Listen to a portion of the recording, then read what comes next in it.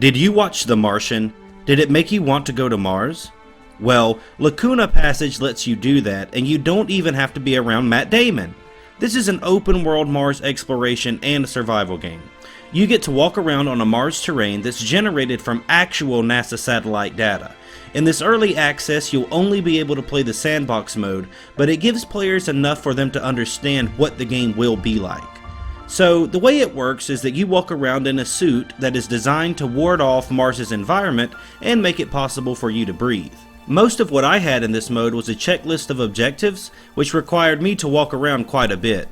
You have to be quick and get your work done in a timely fashion or your oxygen meter slowly depletes until you can't breathe. The first thing I was told to do was to restore power to the Habitat Life Support System that provides you with a place to store your things and take a nap or rest overnight. There is a heads-up display in your suit also that allows you to see where your objectives are, and everything was very straightforward for the most part.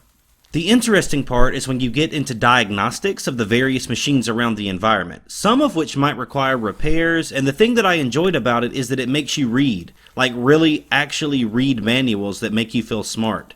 This isn't a game that your 5-year-old kid is going to enjoy because it requires a higher level of understanding at certain points. Well, I don't know your kid. Maybe you have a little Einstein who could understand water reclaimer module operation, and that makes him all the more special.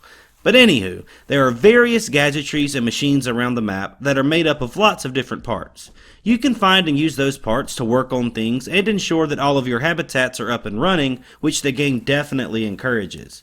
It also encourages the survival aspect heavily, which makes sense because this is technically a survival horror game. The horror doesn't come from space vampires or Martian zombies, but instead it comes from the fear of dying. You feel really alone in this game, and you have to keep yourself fed, hydrated, well rested, and healthy, all the while trying to progress through your objectives, and that's not always easy. Food and calories, water and hydration, oxygen, batteries, health, exhaustion, stamina, and radiation are all trackable attributes that make it fun to play in the same way as survival mode in Fallout. However, there are no guns or enemies here, and the devs have already confirmed that there never will be.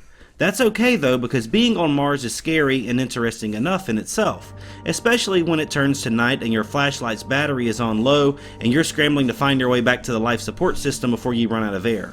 The in-game photo capturing is really cool too, and adds a little extra that I think other titles have benefited from in the past, because it allows you to share your discoveries and make Mars feel like your own. The game, in its current state, is doing quite a few things that I enjoy.